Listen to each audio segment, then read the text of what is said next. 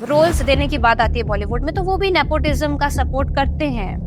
तो ऐसा नहीं है कि आप रिलीजन एलिमिनेट कर दोगे तो आप जातिवाद या नेपोटिज्म नहीं करोगे। और सावरकर जी भी वो कहते थे कि कास्ट या जाति व्यवस्था जो है वो हमें मतलब बांट के रखती है। एक व्यक्ति था जो एससी था और दूसरा व्यक्ति था जो ओबीसी था, ठीक है। ओबीसी वाला एससी वाले को कह रहा है कि देखो, अगर डॉक्टर दिखाना हो ना तो सरनेम जरूर देखना। मुझे कैसे वही कह रहा है कि सरनेम जरूर देखना। बोले क्यों? बोले देखो, हो सकता है कोई एससी ओबीसी एसटी डॉक्टर अच्छा हो सकता है, ठीक है, वो रिजर्वेशन से पास नहीं किया हो, पर क्या तुम अपने बच्चे को रिजर्वेशन से पास की डॉक्टर के पास ले जाना चाहोगे? वो खुद ही कह रहा है। इंडिया में बहुत ऐसा मेजोरिटी एक तबका है जो कुंडली मैच करके ही शादी करता है, सुपरस्टिशन उसमें ऐड हो जाता है। या दो लोग शादी करना भी चाहते हैं तो जस्ट बिकॉज उनकी जाति अलग है तो उनको करने नहीं देते। मुझे लगता है कि फिर आप फोर्स मत करो, सबके लिए कंपलसरी मत करो।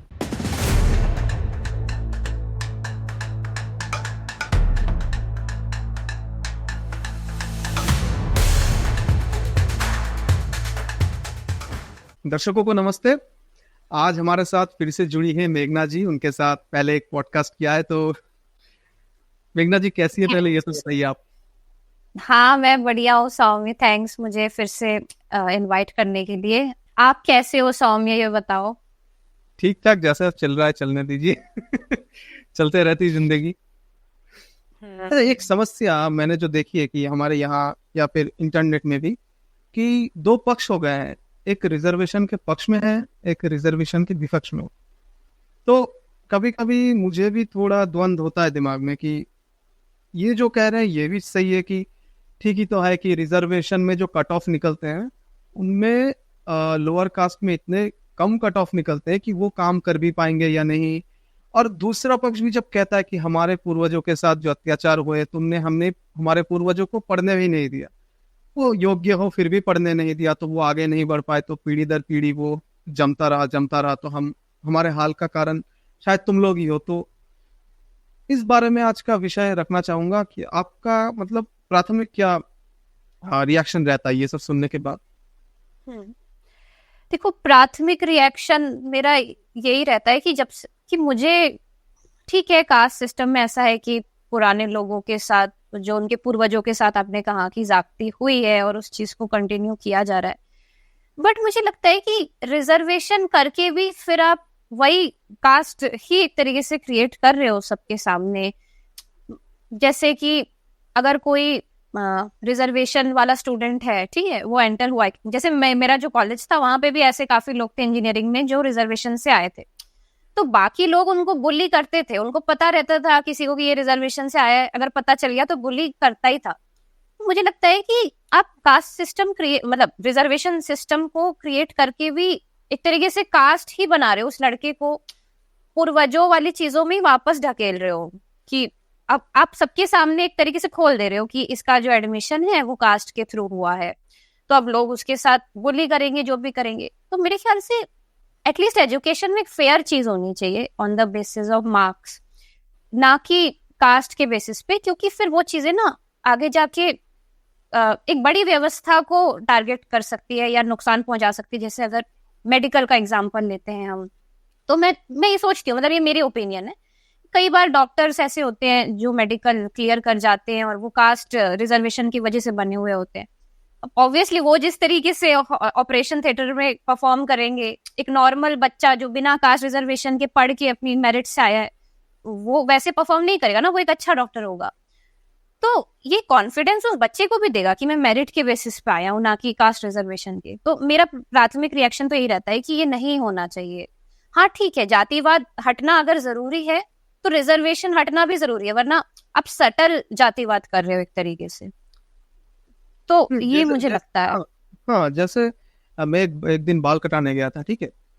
अब नाई की दुकान में तो आपको पता होगा कि गप्पे बहुत सारे लोग मिलके मारते हैं। तो गप्पे लगाते लगाते एक व्यक्ति था जो एससी था और दूसरा व्यक्ति था जो ओबीसी था, ठीक है। ओबीसी वाला एससी वाले को कह रहा है कि देखो, अगर डॉक्टर दिखाना हो ना तो सरनेम जरूर देखना। मुझे कैसे वही कह रहा है कि सरनेम जरूर देखना। बोले क्यों? बोले देखो हो सकता है कोई SC OBC ST डॉक्टर अच्छा हो सकता है, ठीक है, वो रिजर्वेशन से पास नहीं किया हो, पर क्या तुम अपने बच्चे को रिजर्वेशन से पास किए डॉक्टर के पास ले जाना चाहोगे? वो खुद ही कह रहा है, ठीक है।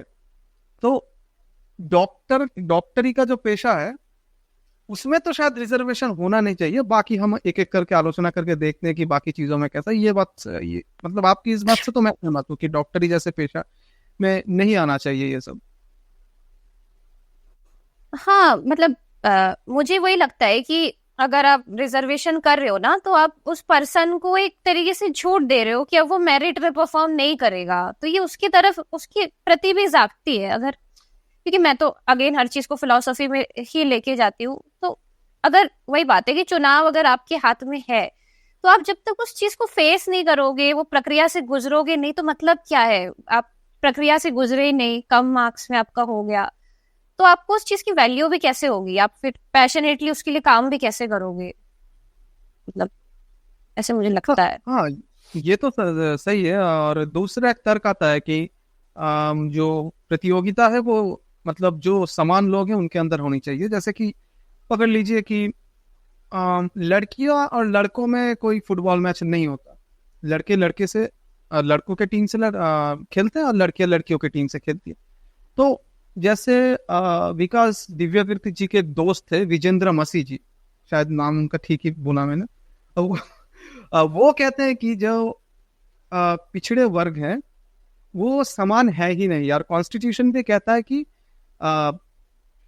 इक्वालिटी अमॉन्ग द इक्वल्स, ठीक है, कि जैसे महिलाओं को हमने अलग दर्जा दिया है, बच्चों को अलग दर्जा दिया है, तो पिछड़े वर्ग को भी हमें वैसे देखना चाहिए। वो एक उदाहरण देते हैं कि उन्होंने एक बार क्लास में कहा था कि आप लोगों में से पहले तो पिछड़े वर्ग से कौन है, ठीक है, तो सभी ने हाथ उठाए जो है। उन्होंने कहा कि आप लोगों में से किनके घर में कोई भी पुस्तकशाला या फिर लाइब्रेरी टाइप की कोई चीज है? तो बहुत ही कम लोगों ने हाथ उठाया। मतलब कि वो जो कहना चाहते थे कि ये आर्थिक से ज्यादा ये विषय मतलब कल्चरल है, कि उनके संस्कृति में ये है ही नहीं कि पढ़ाई लिखाई हो या फिर कैसे उस जगह में जाया जा सकता है। तो इस बारे में आपका क्या ख्याल है? हाँ बिल्कुल, ये तो है कि मेजर एक कल्चर बन गया है इंडिया का कि हमको बहुत पढ़ाई करना या मेहनत करने से हम बचते हैं, हमको चाहिए कि एंड रिजल्ट मिल जाए, नौकरी मिल जाए, हर चीज मिल जाए।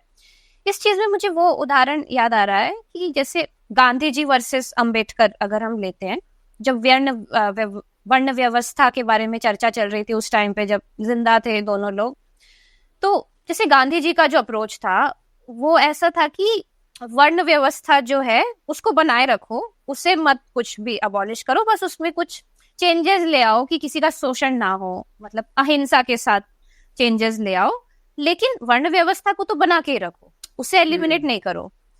वही चीज अंबेडकर का था कि नहीं, वर्ण व्यवस्था भी क्यों रहनी चाहिए, उसको एक डेमोक्रेटिक राइट हर इंडिविजुअल को मिलना चाहिए, वर्ण के हिसाब से क्यों, मतलब पूरा ही उसको अबॉलिश करना चाहिए।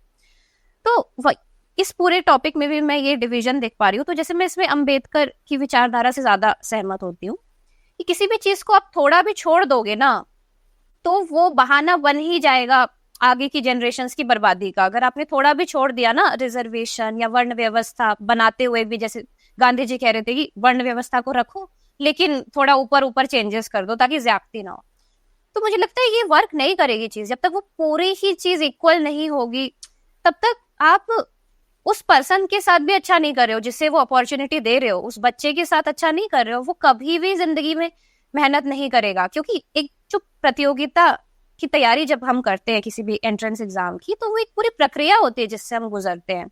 जैसे इंजीनियरिंग भी अगर हम करते हैं तो एक पूरी प्रक्रिया से जब गुजरते हैं ना, तो आपको जिंदगी में ना जीने का भी एक मकसद तरीका मिल जाता है कि देखो जब सिचुएशन ऐसी हो जाती है तो मेहनत करो, कुछ भी हार मत मानो। तो वो इम्पोर्टेंट है। बस मार्क्स लाना, नौकरी पाना, तो फिर वो बच्चा सीखेगा क्या? एजुकेशन का मतलब तो ये होना चाहिए ना कि वो उस चीज से सीखे, ताकि आगे जाके अगर बड़ी कठिनाई आए तो उस चीज से इंस्पायर हो कि वो फाइट आउट करे। तो अगर आप, मुझे लगता है अगर आप सबको इक्वल अपॉर्चुनिटी नहीं दे रहे हो, कहीं भी डिस्क्रिमिनेशन कर रहे हो किसी भी बेसिस पे, तो आप एक नेशन अच्छा तैयार नहीं कर सकते। एक ऐसे यूथ का जो है ना डटा रहेगा, और जहां हमें दिख रहा है कि ऐसी सिचुएशन है इंडिया की कि अभी हमें ऐसे यूथ की जरूरत है जो आगे बढ़ के आए, तो ठीक है आप उन्हें सबको आईआईटी में नहीं आप भेज सकते, बट कम से कम सबको इक्वल ट्रीटमेंट रखो ना, तभी तो टैलेंट बाहर आएगा, लोग बाहर आएंगे। तो आप यूथ को बर्बाद कर रहे हो मुझे लगता है, अगर इक्वल अपॉर्चुनिटी नहीं दे रहे हो तो। कुछ लोग कहते हैं कि अगर रिजर्वेशन देना भी है तो नौकरियों में मत दीजिए, बस एजुकेशनल इंस्टीट्यूशंस में दे दीजिए, ताकि वो पढ़ लिख पाए, लेकिन आखिर में जो प्रतियोगिता है उसमें सभी समान हो। नहीं, हाँ, ये पॉइंट जो आपने कहा कि सब पढ़ लिख पाए, हाँ यहाँ पे ठीक है, चलो ये दे सकते हैं कि अगर, पर मुझे लगता है फिर भी आपको फिर बैकग्राउंड देख लेना चाहिए कि भाई पैसे का कोई इशू है तो ही फिर आप अलाउ करो। ऐसा नहीं कि भाई अमीर फैमिली है, पैसे तो अफोर्ड कर सकती है, लेकिन आपने कास्ट बेसिस पे उसको रिजर्वेशन दे दिया। मुझे लगता है कि ये भी कास्ट के बेसिस पे नहीं होना चाहिए, मुझे लगता है गरीबी के हिसाब से देखो, जैसे चाइना में है। मैंने जैसे चाइना का मुझे रिसेंटली जो मॉडल है बहुत अच्छा लगा उनके एजुकेशन का, कि वो क्या करते हैं कि 10th तक या कोई तो भी एक स्टैंडर्ड तक सबको एजुकेशन कंपलसरी कर देते हैं गवर्नमेंट की तरफ से, कि आप अमीर हो गरीब हो कोई भी हो, आपको एजुकेशन कंपलसरी है ही है। तो वहां पे वो क्या कर रहे हैं कि किसी कास्ट के बेसिस पे नहीं कर रहे हैं, सबको कंपलसरी करे। तो इसमें गरीब चाहे जनरल कैटेगरी से हो या गरीब SC ST से हो, सबको मौका मिलेगा ना। आप आर्थिक स्थिति के हिसाब से रखोगे तो भाई फिर जनरल का बच्चा भी तो हक पाता है ना, कि वो भी गरीब हो सकता है, जरूरी थोड़ी ST SC गरीब होगा।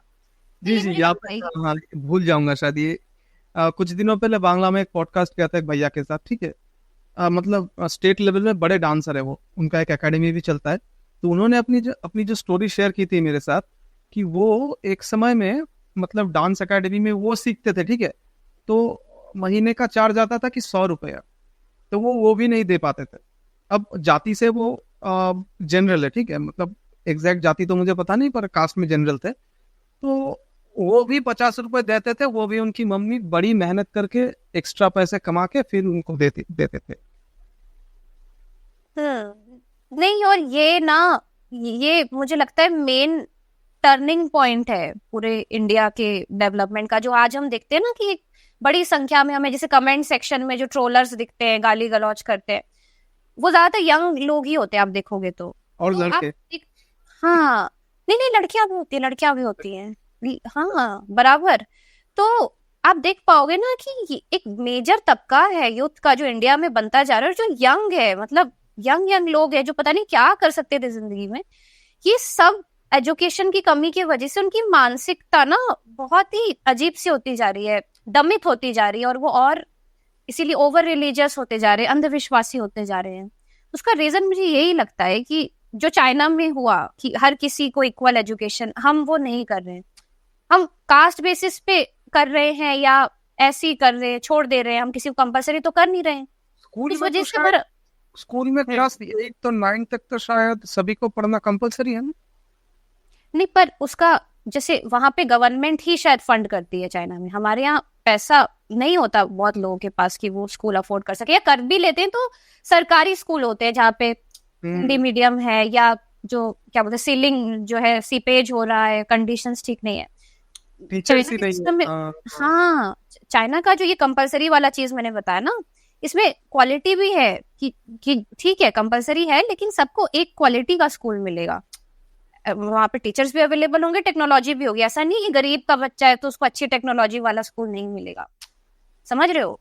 तो हमें ना, ठीक है आप रिजर्व करो, लेकिन उसको डायरेक्ट करने की जरूरत है कि फिर सबको मिले ढंग की अपॉर्चुनिटी। ऐसा नहीं कि किसी को मिल रही किसी को नहीं, फिर यही होगा कि एक मेजर जो तबका यूथ का वो ऐसे रह जाएगा, अनपढ़ टाइप। अनपढ़ तो नहीं है वो, पढ़े लिखे गवाह रहे हैं, मैं कह सकती हूँ, तो वो फिर गाली गलौच ही करेंगे, तो फिर नेशन का क्या होगा? ये कंसर्निंग बात। ये भी एक बड़ा सवाल है कि सरकारी जो नौकरियां है वो असल में भी नौकरियां है भी, या फिर कुछ सिंहासन जहाँ से बस मतलब जो मिलने के बाद पैसे का एक बड़ा चैनल खुल जाता है, मतलब टेबल के ऊपर से नीचे से काम नहीं करना पड़ता, आपको फायर नहीं किया जाएगा कभी भी। बिल्कुल, ये तो है ही कि ये जो चीज है ना, फायर नहीं किया जाएगा, आप रिटायर ही यहीं से होगे, तो फिर वो काम भी क्यों करेगा? उसको पता है वो रिटायर जब यहीं से होगा तो वो काम क्यों करेगा? तो पूरे कंट्री लेवल पे ही मुझे लगता है नौकरियों को एक तो क्रिएट करने की जरूरत है, और उसके बाद क्रिएट करने के बाद आप उसको प्रोडक्टिव भी बनाओ। ऐसा नहीं कि भाई अब रिटायर होगा तभी वो जाएगा, क्यों जाएगा? जैसे ये भी एक इशू है कि रिटायर होने के बाद ही वो जाएगा, फिर तो मेरिट बेसिस पे कुछ हो ही नहीं रहा है, फिर देश तरक्की कैसे करेगा? कुछ भी मेरिट बेसिस पे आप नहीं कर रहे हो, ऐसे लग रहा है। हम्म।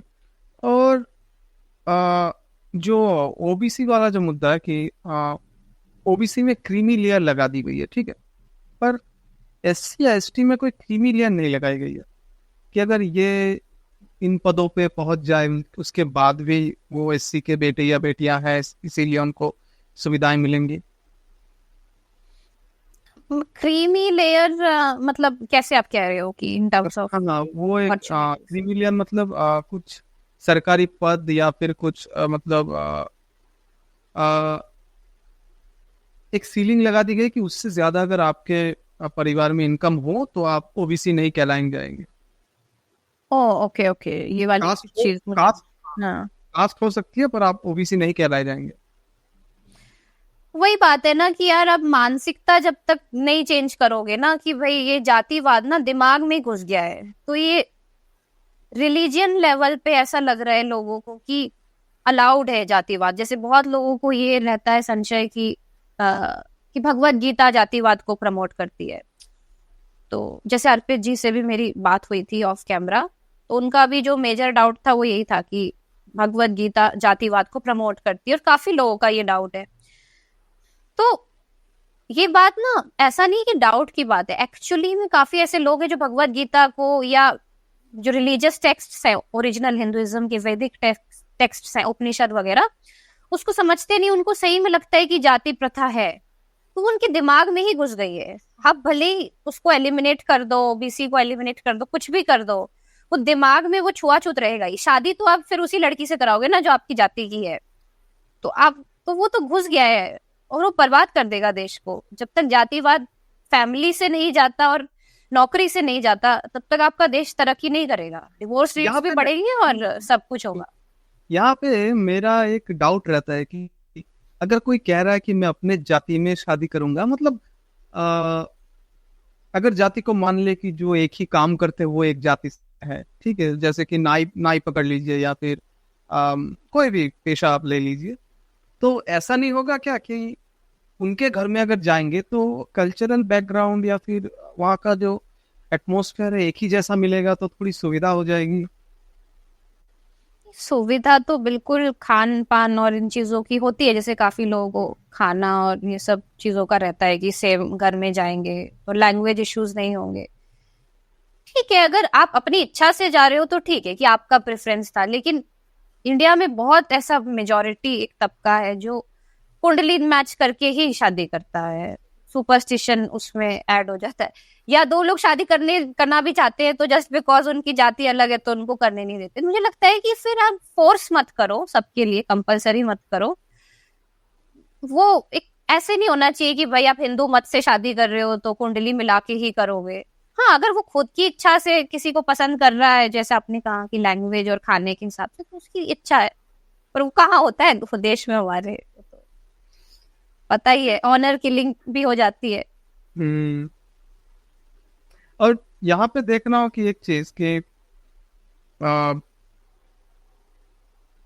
जो शादी करते हैं ना जाति देख के, तो ये अपने जाति में इतना ज्यादा शादी कर लेता है कि नीरज अत्री नाम के एक व्यक्ति है, भारतीय जेनेटिसिस्ट, ठीक है, तो वो कह रहे थे कि भारत में ना एक टाइम बॉम्ब टिक टिक कर रहा है कि यहाँ पर इंटरकास्ट मैरिजेस होती नहीं है, तो अपने ही जाति में अपने ही धर्म में इतना शादी करते हैं या फिर अपने ही राज्य में अपने ही इलाके में इतना शादी करते हैं लोग कि वो जो रिसेसिव जीन्स है जो मतलब कुछ डिजीजेस ला सकते हैं, तो वो बढ़ने वाले हैं बहुत जल्दी ही भारत में। ये कंसर्न भी दिखाते हैं।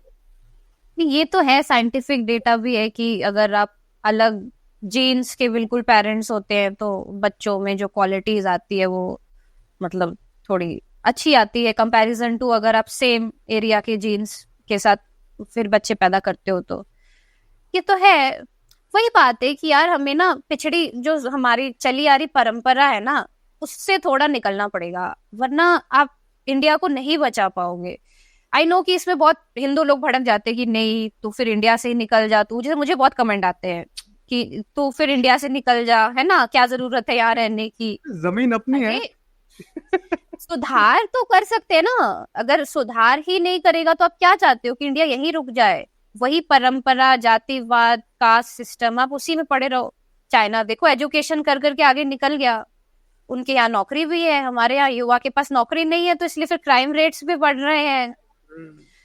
तो देश को बचाने के लिए हमें ना एलिमिनेट करना पड़ेगा ये सब डिवीजन, जाति, फैमिली से भी और बाहर से भी, जैसे मैंने कहा, क्योंकि फैमिली लाइफ फेल होती है तो अगेन फिर पर्सन प्रोडक्टिव नहीं रह पाता।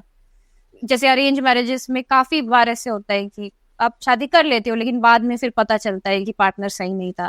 अब आपको पता ही है जैसे लिव इन को लेके जो पूरा कंट्रोवर्सी चल रहा है आजकल, उत्तराखंड या फिर कहाँ पे ये सब लागू हुआ है? उड़ीसा में भी हुआ है, आई थिंक उड़ीसा में भी हुआ है, पता नहीं जो भी है। तो उसको भी लेके जैसे कंट्रोवर्सी चल रही है, लोग विरोध कर रहे हैं लिव इन का। तो आपको समझना, मेरे को लगता है लोगों को समझना पड़ेगा कि भाई लिव इन, कास्ट सिस्टम, ये सब बहुत छोटे लेवल की चीजें हैं। अगर आपको इंडिया को आगे लेके जाना है तो इससे बाहर निकल के जो मेन चीज है ना उसको टारगेट करो। आप में हिम्मत है तो आप एजुकेशन को बेटर करने के लिए कुछ कमेंट करो, ना कि लिव इन के लिए या कास्ट सिस्टम के लिए। आप एजुकेशन के लिए कोई बात नहीं कर रहे, नौकरी कैसे क्रिएट करनी चाहिए उसके लिए कोई बात नहीं कर रहे। जिसे अगेन मैं चाइना का एग्जांपल दूंगी, मैं चाइना की कोई फैन नहीं हूँ लेकिन मुझे शर्म आ रही है उनको देख के कि हम क्या कर रहे हैं, ये मैं कहना चाहूंगी। चाइना और हम एक समय मतलब लगभग बराबरी में थे, पॉपुलेशन को ले लीजिए या फिर विकास को ले लीजिए, बराबरी में थे। हाँ, तो चाइना में जैसे एजुकेशन का तो है कि उन्होंने जो है कंपलसरी कर रखा है, प्लस उन्होंने मैन्युफैक्चरिंग में भी जैसे बहुत काम किया है कि मैन्युफैक्चरिंग की जो पूरी स्किल लेबर्स है तो वो लिटरली पढ़ाते हैं लोगों को, एजुकेट करते हैं कि स्किल लेबर वाली जॉब आप कैसे जो है कर सकते हो। तो वहाँ मैन्युफैक्चरिंग में इतने जॉब्स उन्होंने क्रिएट कर दिए हैं, क्योंकि वो जो स्कूल है वहां पे भी पढ़ाते हैं बच्चों को कि मैन्युफैक्चरिंग में इस तरीके की फील्ड्स है तो आप यहाँ जाके काम कर सकते हो, वहां जाके। मैंने सिर्फ वीडियोस देखे हैं जहाँ चाइना में लोग ऐसे, मतलब स्कूल के जो बच्चे हैं वो वहीं से डिसाइड कर लेते हैं कि हाँ अब हम इस मैन्युफैक्चरिंग वाली चीज को खोलेंगे। जैसे किसी ने कपड़े का कुछ खोल दिया, एक कोई चीज बनाने का खोल दिया, स्कूल से निकल के। उनको ऐसा नहीं कि 11th 12th और कॉलेज कंप्लीट करके वो काफी लोग उस चीज में घुस रहे हैं। कई लोग जो गरीब हैं, जो बहुत ज्यादा एजुकेशन नहीं करना चाहते, तो वो एक बेसिक एजुकेशन जो कंपलसरी वाली मैंने बताई ना, जो गवर्नमेंट ने लागू करी है, उसके बाद ही वो लोग अपना कुछ खोल ले रहे हैं, क्योंकि वो स्किल स्कूल में उनको सिखाई जा रही है कि किस तरीके से आप मैन्युफैक्चरिंग में आगे काम कर सकते हो। तो वो खुद जॉब क्रिएट कर रहे हैं। प्लस अगर वो कोई मिल खोलेंगे मैन्युफैक्चरिंग का तो वहां वो हायर भी करेंगे अपने जैसे लोग, उनके लिए जॉब क्रिएट करेंगे। तो इस चीज पे आप बताइए, कहीं पे भी क्या चाइना ने जातिवाद में फोकस किया या इंटरकास्ट या रिलीजन में, कुंडली में फोकस किया? नहीं ना। तो वही बात है, चाइना ने मतलब जातिवाद एक और चीज को भी बढ़ावा देता है। मुझे लगता है कि ये काम छोटा है, ये काम बड़ा है। जैसे कि आप भारत में किसी को भी पकड़ लीजिए, यहाँ पे व्हाइट कॉलर जॉब्स के मतलब लाले लगे पड़े हैं, वही चाहिए, कलम ही पकड़नी है, लैपटॉप ही पकड़ना है, हमें कुछ करना नहीं है, हमें नहीं बेचनी सब्जी, सब्जी आसमान से आएगी। वो तो फैमिली ऑनर के लिए हम लोग जो जिंदा रहते हैं ना, वो बचना चाहिए। मुझे पता है लोग इसमें भी मुझे क्रिटिसाइज कर सकते हैं, बट ठीक है, मुझे आदत हो गई है क्रिटिसिज्म की, कि जैसे फैमिली कल्चर को, मुझे इस चीज के लिए भी बहुत दुख होता है। मैं ये कहूंगी कि लोग फैमिली प्राइड को बचाने में इतने ज्यादा अपनी एनर्जी डाल देते हैं कि ना वो अपना सोचते ना देश का। उनके लिए देश भी पराया है और खुद आप भी पराए हो, अपने भी बेहतरी के लिए नहीं काम करते। वो बस वही काम चुनते हैं जो वो अपने घर पे बता सके तो इज्जत बची रहे। जैसे आपने कहा ना व्हाइट कॉलर जॉब, क्यों? क्योंकि मम्मी को अच्छा लगेगा व्हाइट कॉलर जॉब, क्योंकि फूफी को अच्छा लगेगा, है ना, चाचा को अच्छा लगेगा। मम्मी को पता भी नहीं है क्यों अच्छा लगेगा। मम्मी को पूछो अगर मम्मी आपको वो काम क्यों पसंद, मम्मी बता नहीं पाएंगे, पापा बता नहीं पाएंगे। और क्वेश्चन करने की आदत तो हमें लगाई नहीं जाती बचपन से, डांटते इतने। आपको पता ही है कि जो बच्चों को मारने के केसेस हैं वो इंडिया में बहुत ज्यादा होते हैं, कि चाइल्ड बीटिंग केसेस। तो हमको तो बचपन से घर पे मार दिया जाता था ज्यादातर लोगों को, कि क्वेश्चन करने ही नहीं दिया जाता। रिलीजियस प्रैक्टिस अगर कोई हो रही हो, ठीक है, हवन, और कोई बच्चा क्वेश्चन कर दे, उसको डांट के भगा देंगे कि चुपचाप हवन में बैठ, क्या क्वेश्चन क्या कर रहा है। तो वो चीज हर चीज में है कि शादी की बात हो वहां पे भी क्वेश्चन करोगे कि नहीं मैं अपनी गर्लफ्रेंड से शादी करना चाहता हूँ, वहां पे भी डांट देंगे कोई ना कोई। तो हमारे घर में जैसे कि पता नहीं एक पूरी जनरेशन रही हो सौम्य, ये चीज मैं नोटिस कर पाती हूँ कि जिन्होंने ना भारत को खा लिया है, ये फैमिली परिवारवाद, परिवार में बांध के अपने बच्चों को, परिवार में रहो, छोड़ने की बात नहीं हो रही, लेकिन एक फ्री आप छोड़ोगे ना तो प्यार भी ज्यादा बढ़ता है परिवार में। अब जैसे मैं भी अगर अपने परिवार से अलग रहूंगी या खुद के लिए कुछ काम करूंगी तो ऐसा थोड़ी कि मेरा प्यार उनके लिए खत्म हो जाएगा, वो और बढ़ेगा ना कि देखो उन्होंने मुझे अंडरस्टैंड किया तो अब मेरा भी प्यार बढ़ेगा। लेकिन यहाँ लोग छोड़ते नहीं हैं, इस चक्कर में हो जाता है पूरा मतलब कांड की परिवारवाद की वजह से। परिवारवाद को अगर थोड़ा बड़ा कर दूं तो वो जातिवाद नहीं बन जाता है क्या, कि परिवार अब इतना बड़ा हो चुका है, ये हम एक जाति के हैं। और अमित किलोर सर के साथ एक पॉडकास्ट कर रहा था, वो पॉडकास्ट मैंने गलती से डिलीट कर दिया, ठीक है, तो उसके लिए शर्मिंदा हूँ।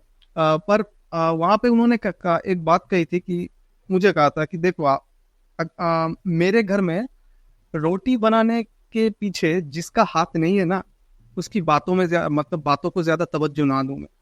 ये भी कहा था उन्होंने कि जिनको हम परिवार कहते हैं ना, कि ये फूफा फूफी और जितने भी आप बोल लीजिए, इनका कंट्रीब्यूशन कुछ नहीं रहता है, बात करने बस चले आते हैं। वही डर दिखाते हैं आपको समाज, जैसे फिलॉसफी में भी अगर आप देखोगे तो वही बोलते हैं ना कि मान्यता मत रखो, जानो, जानना जरूरी है। हमारे यहाँ मान्यता को ही वो कर दिया है कि अगर ये परंपरा चली आ रही है तो इसको अगर तुम खिलाफत करोगे तो तुम्हें समाज से बहिष्कृत कर देंगे। लड़कियों को तो बहुत डराया जाता है कि एक एज के बाद शादी नहीं की तो तुम समाज से बहिष्कृत हो जाओगी या तुमको कुछ तो भी हम गलत नजरों से देखेंगे। भले कोई ना देख रहा हो बट वो दिमाग में डाल देंगे एक मेंटल कॉन्सेप्ट, कोई नहीं देख रहा, सब चिल है, आप शादी करो चाहे नहीं करो, किसी को घंटा फर्क नहीं पड़ता, सब अपने काम में बिजी है। लेकिन वो जो फूफी और ये लोग है ना, ये दिमाग में डाल देते कॉन्सेप्ट की तरह ताकि आप डर जाओ। तो वही होता है, जहां मान्यता रहेगी वहां डर रहेगा। तो अध्यात्म भी यही कहता है ना, स्पिरिचुअलिटी भी अद्वैत वेदांत की यही कहती है कि ये मान्यता से दूर हट के जब आप जानोगे खुद को तभी पता चलेगा ना दुनिया क्या है। क्वेश्चनिंग ही नहीं है तो किस चीज का डर? ये थोड़ी ना होता है धर्म की जो परिवार ने बोल दिया वही मान लो और वैसी रिलीजियस प्रैक्टिसेस फॉलो करो, वो धर्म है ही नहीं मेरे ख्याल से। तो धर्म यही है, या स्पिरिचुअलिटी ओरिजिनल, जैसे आप रिलीजन सही में कहोगे तो भगवत गीता कोई सही में पढ़ेगा तो वो जातिवाद और परिवारवाद की तरफ नहीं जाएगा, वो एक्चुअली में अपनी चेतना को और जानने में क्वेश्चन करने की तरफ बढ़ेगा ना। तो वही है कि असली मतलब छुपाया जाता है हमसे रिलीजन का, इसीलिए जातिवाद भी दिखाई देता है। तो आप जानोगे नहीं जब तक, तब तक पतन हो जाएगा ऐसे देश का, वो देश डूबेगा ही, उसे कोई नहीं बचा सकता फिर। अच्छा, असल में भी क्या वो लोग धर्म को मानते हैं इसीलिए जातिवाद को मानते हैं, या फिर उन्हें मजा आता है क्योंकि कोई नीचा है हमसे तो उस पर हम कुछ कर सकते हैं, कुछ भी बोल सकते हैं? इनिशियल टेंडेंसी तो यही है जहां से ये सारा कुछ आया है, जो आपने कहा ना कि ये भी एक बहुत फनी बात है। काफी लोग जो एथिज्म का सपोर्ट करते हैं, एथिज्म वर्सेस रिलीजन में, तो वो यही कहते हैं कि रिलीजन को पूरा एलिमिनेट हम कर देंगे, पूरा ही खत्म कर देंगे तो कुछ भी फिर गलत नहीं होगा, है ना, सब अच्छा अच्छा होगा, कोई जातिवाद नहीं होगा, कुछ नहीं होगा। ऐसा कुछ नहीं है। वो रिलीजन कहाँ से आया है? पहले तो वो इंसान की ही ईगो टेंडेंसी से आया है ना, हम वृत्ति से। आप रिलीजन एलिमिनेट भी कर दो, ईगो तो वैसा ही रहेगा, और ईगो वही चाहता है कि वो सबको खा के बड़ा बने। तो उसकी जो फैमिली होगी, उसका जो बच्चा होगा, वो वहां नेपोटिज्म करेगा ही करेगा। आप रिलीजन एलिमिनेट कर दो या एथिस्ट बन जाओ। कितने एथिस्ट लोग होंगे वो भी अपनी फैमिली के साथ नेपोटिज्म करते होंगे, जैसे कि बहुत ऐसे बॉलीवुड में भी ऐसे एथिस्ट लोग हैं जो खुद को बहुत रिस्पेक्टेबल एथिस्ट कहते हैं। लेकिन आप क्लियरली देख पाओगे कि जब रोल्स देने की बात आती है बॉलीवुड में तो वो भी नेपोटिज्म का सपोर्ट करते हैं। तो ऐसा नहीं है कि आप रिलीजन एलिमिनेट कर दोगे तो आप जातिवाद या नेपोटिज्म नहीं करोगे, वो तो है ही। आचार्य जी के क्या मत है इसके बारे में? मतलब बाहर से तो मैंने वीडियोस देखे हैं, आप गीता कम्युनिटी के मेंबर हैं, तो वो उनका क्या मत है इसमें? किस चीज पे, मतलब स्पेसिफिक? जातिवाद पे, मतलब विस्तारित। जातिवाद तो देखिए कंप्लीटली नॉनसेंस है। जो जो श्लोक आते हैं भगवत गीता के जो जातिवाद दिखाते हैं बेसिकली, जैसे एक श्लोक आता है चौथे अध्याय का, आई थिंक 18वां श्लोक है, 4.18 या ऐसा कुछ है। वो कहता है कि जैसे श्री कृष्ण उसमें कह रहे हैं कि मेरे द्वारा बनाए गए 4 वर्ण हैं और उसके हिसाब से लोग जो है वो काम करते हैं। हाँ, अपने गुणों के हिसाब से काम करते हैं। अब एग्जैक्ट नंबर मुझे याद नहीं है कि ये जो मैंने बोला, बट इस टाइप का ही है वो श्लोक। तो जैसे आचार्य जी की वजह से ही मुझे ये श्लोक समझ आया कि यहाँ पे गुण की बात हो रही है। मतलब जब श्री कृष्ण कह रहे हैं कि वर्ण में डिवाइड किया है, तो वो ये अब वो जब गीता वगैरह लिखी गई तो बहुत हजारों साल पहले उस टाइम पे आसपास वही सब चीजें चलती होंगी ना, तो आप जो आसपास चलता है उस हिसाब से उस कंटेक्स्ट में बात करते हैं। तो श्री कृष्ण वहां पे जब देख रहे हैं, हो सकता है आसपास माहौल है कि 4 जातियां जो है बनी हुई। अब जैसे अभी हम बात करेंगे तो हम अभी के हिसाब से बात करेंगे कि जैसे IIT का आप जिक्र करोगे, मैं किसी और चीज का जिक्र करूंगी जो अभी चीजें चल रही हैं, या जैसे अभी कास्ट सिस्टम। हाँ, अभी भी तो है कि group A job, group B job, group C job. हाँ, तो हम अभी के हिसाब से ना टाइम सापेक्ष जो अभी का काल हमें डेटा देगा वैसे बात करेंगे। तो वैसे जब श्री कृष्ण वो श्लोक बात कर रहे थे तो उन्होंने वही कहा कि ये जितने भी गुण आए हैं सब मेरे द्वारा, मतलब क्या, वो वहां पे श्री कृष्ण कोई पर्सन की तरह नहीं बात कर रहे, वो विशुद्ध चैतन्य मात्र होके बात कर रहे हैं। वो जब आप पूरे अध्याय पढ़ोगे तब आपको पता चलेगा कि वहां श्री कृष्ण एक पर्सन की तरह नहीं बात कर रहे, क्योंकि वो अहम ब्रह्मास्मि भी इसीलिए आता है ना कि अब मैं वैसे बात कर रहा हूँ कि अगर मैं जब एक हाईएस्ट चेतना हूं तो क्या होना चाहिए, वैसे वो बात कर रहे हैं। ठीक है, तो वो फिर वही बोलेंगे ना जो उनको आसपास डेटा दिखेगा, तो डेटा यही दिखा उनको कि 4 वर्ण है, तो वो ये कह रहे हैं कि सब कुछ मेरे ही द्वारा बनाया गया है, मतलब ये सब कुछ आत्मा में ही स्थित है। अब जैसे शंकर भाष्य जो है भगवत गीता का, अर्पित जी से मेरी बात हो रही थी एक ऑफ कैमरा पॉडकास्ट में, उसमें उन्होंने वही मुझे दिखाया कि एक श्लोक जिसपे आदि शंकराचार्य ऐसे बोलते हैं, मतलब ट्रांसलेट किए हुए हैं, और उसमें श्री कृष्ण का ये श्लोक है जिसमें वो कह रहे हैं कि ये जितनी 4 वर्ण है ये आत्मा को प्राप्त होती है, मेरे द्वारा क्रिएटेड है और आत्मा को प्राप्त होती है। तो मेरा डिबेट वहां पे यही हुआ था अर्पित जी से भी कि जो लोगों का कॉमन पॉइंट है जिसमें वो मिस इंटरप्रेट करते हैं, उनको लगता है कि श्री कृष्ण बोल रहे हैं कि मैंने क्रिएट किया है जो ये 4 वर्ण है, लेकिन नहीं, ओरिजिनल जो मीनिंग है, जो मुझे जैसे आचार्य जी के गीता सत्र ज्वाइन करके भी पता चला, आपने कहा ना कि वो क्या सोचते हैं, तो वो यही है कि आत्मा को प्राप्त हो रहे हैं। मतलब जैसे एक बेसिक कॉन्सेप्ट है, ठीक है, उपनिषद का जो कहता है कि नाहम कालस्य अहमेव कालम, कि मैं काल में नहीं हूं, काल मुझसे है, काल मुझ में है। तो आत्मा को जिस तरीके से उपनिषद डिफाइन करते हैं वो ऐसा है कि आत्मा आपके अंदर कोई इंडिविजुअल चीज नहीं है, बल्कि आप आत्मा के अंदर हो, आप, मैं, जितनी चेतनाएं हैं, पूरी अहम वृत्ति, वो आत्मा के अंदर है, वो सोर्स है और वो डेस्टिनेशन भी है, वहीं से उद्गम है और अंत भी है, और वो क्या है उसे डिफाइन नहीं किया जा सकता। और क्या प्रूफ है कि वो है? उसका प्रूफ है कि आप जिंदा हो, आप सांस ले रहे हो, तो वो सोर्स है, तभी आप वो दिखाई दे रहे हो ना, तो वो सोर्स है। तो वहां पे श्री कृष्ण वही बोल रहे हैं कि जितनी भी आपको चीजें दिखाई दे रही है ये पहले तो गुण है। ये गुण मतलब जैसे भगवत गीता में एक और श्लोक है जो बोलता है कि सब कुछ ये त्रिगुणात्मक प्रकृति है, उसके गुण है जो सब कुछ चला रहे हैं, मतलब प्रकृति ही है जो हमें अलग अलग रूप की तरह दिखाई दे रही है ना। तो गुण का मतलब यहाँ पे मटेरियल नेचर की बात कर रहे हैं श्री कृष्ण की, प्रकृति। जैसे वेदांत में 3 चीजें होती है, अहम, आत्मा, प्रकृति। आत्मा मतलब यहाँ पे श्री कृष्ण खुद, आत्मा मतलब खुद को सिग्निफाई कर रहे हैं कि मुझ में प्राप्त होते हैं सारे वर्ण। प्रकृति मतलब गुण, मतलब जो भी तुम्हें दिखाई दे रहा है, जैसे कि इस केस में फॉर एग्जाम्पल जो 4 वर्ण है वो क्या हो गए, गुण हो गए प्रकृति के, कि कोई है जो शूद्र है, कोई है जो वैश्य है, या जो भी 4 गुण है, तो ये क्या हो गए, प्रकृति के एलोकेटेड गुण है जो आपको अभी आसपास लोगों ने दिए हैं, समाज ने दिए, तो ये क्या हो गया, मटेरियल हो गया। तो श्री कृष्ण वही कह रहे हैं कि ये जो 4 वर्ण है ये गुण है। गुण वर्ड का भी वहां पे यूज हुआ है श्लोक में कि ये गुण से, प्रकृति के गुण से ये जन्मे हैं और ये अंत में मुझे को प्राप्त होते हैं, मतलब सब इक्वल है, सब आत्मा को प्राप्त होते हैं, सब आत्मा के अंदर ही है। तो वो यहाँ पे डिवीजन नहीं क्रिएट कर रहे, उल्टा वो बोल रहे हैं कि ये सब मुझ में ही है। 4 वर्ण की बात उन्हें इसीलिए करनी पड़ी क्योंकि अर्जुन भ्रमित है अर्जुन तो स्टार्टिंग से ही सुपरस्टिशियस है। अर्जुन तो पहले अध्याय में ही, अर्जुन विषाद योग जो पहला अध्याय है भगवत गीता का, उसमें अर्जुन तो पहले ही बोल रहे हैं कि मैं नहीं मारूंगा किसी को, वरना लड़कियां जो हैं, स्त्रियां जो हैं मेरे कुल की, वो दूसरे कुल के साथ वर्ण संकर पैदा कर लेगी, है ना, ना जाए।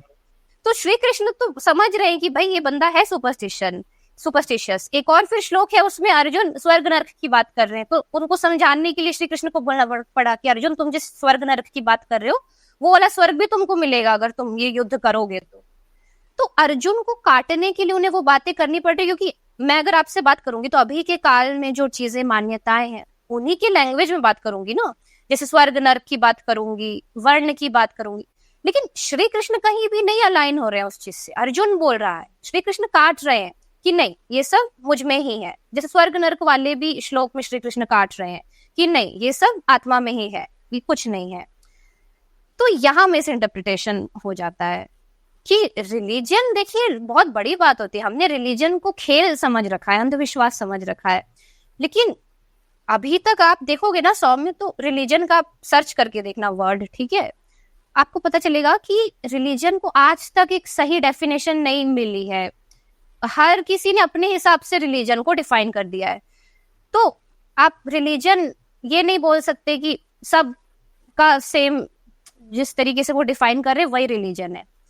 एक्चुअली अभी भी हम अपने हिसाब से रिलीजन को एक नई ऊंचाइयां दे सकते हैं कि जो सही में वैदिक धर्म था, जैसे जो रियल मीनिंग है रिलीजन का वो ये कहता है कि इंसान का, और ये जो सोर्स है कि वो सांस ले रहा है, कैसे ले रहा है, वो कैसे आ गया, तो ये जो ट्रांसेंडेंटल चीज है कि क्यों ऐसा होता है कि जब आप बिल्कुल सच्चे मन से काम करते हो तो अचानक से सब चीज है ना कई बार ठीक हो जाती है, लेकिन आप किसी का बुरा चाह के कुछ करते हो तो आप ही को बुरा लगने लगता है ना, कोई आपको सजा दे ना दे लेकिन आप ही खुद की नजरों में गिर जाते हो।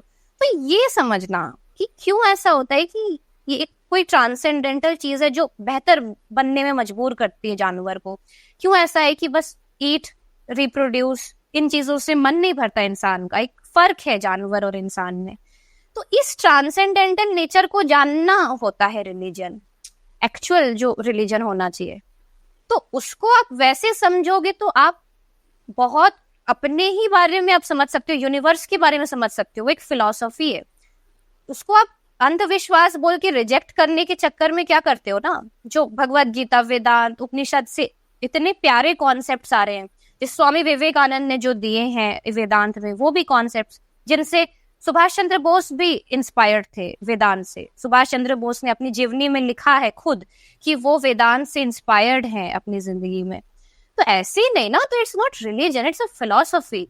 आप उसको वैसे समझोगे भगवत गीता को तो आपको अलग ही फिलॉसफी मिलेगी, आपको प्रेरणा मिलेगी जिंदगी में आगे बढ़ने की, चेतना को बेटर करने की। लेकिन अगर आप उसको बस कास्ट पे डिफाइन कर दोगे कि नहीं श्री कृष्ण बोल रहे हैं तो भाई हिंदुत्व वाला ही एंगल होगा, है ना, जातिवादी कर रहे हैं, तो आप फिर खो दोगे वो इकलौती चीज जो आपको बचा सकती थी ना, डिप्रेशन से बाहर निकाल सकती थी, आप उसे खो दोगे एथिज्म और इसके चक्कर में। तो ये दिक्कत है।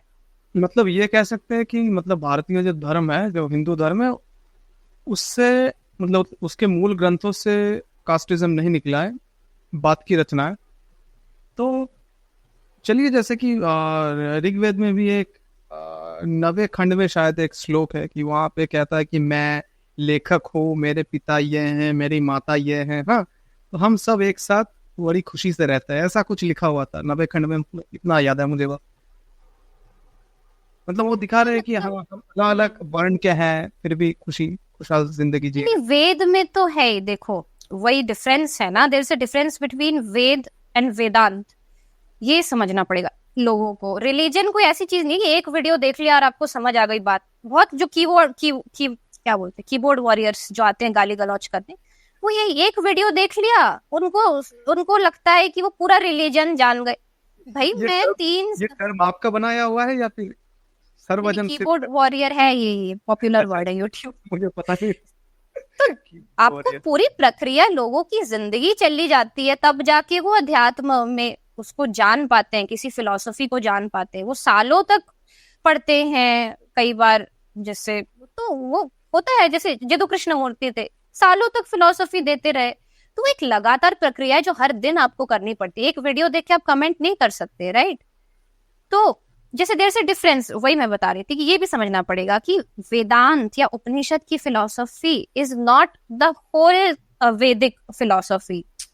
वैदिक फिलॉसफी में वेद है प्लस उपनिषद इंक्लूडेड है, लेकिन अगर आप बस नॉन डुअल फिलॉसफी देखोगे तो वो भले वैदिक फिलॉसफी से निकली है, लेकिन वो एक्चुअली में उपनिषद की है, वेदांत की है। जैसे जो प्रस्थानत्रय, 3 चीजें आती है नॉन डुअल फिलॉसफी में जो वैदिक से निकली है, एक तो ब्रह्म सूत्र, उपनिषद और भगवद गीता। तो ये जातिवाद नहीं करती, क्योंकि ये टाइमलेस नॉलेज है जो फिलॉसफी की मैं बात कर रही हूँ, जो बस अहम, आत्मा, प्रकृति, इन 3 की बात करती है। मतलब ईगो, मटेरियल, मतलब ईगो मतलब आप जो आपको दिखाई दे रहे हैं, मटेरियल जो भी आपको दिखाई दे रहा है सेंसेस के थ्रू, वो हो गया प्रकृति, और आत्मा द सोर्स, जिसे आप डिफाइन नहीं कर सकते लेकिन जिसकी वजह से आप सांस ले रहे हो। तो इन 3 चीजों को जो भी एक्सटेंड करता है या इन तीनों के बारे में ही डिफाइन करता है, बस वही नॉन डुअल नॉलेज है, वेदांत है।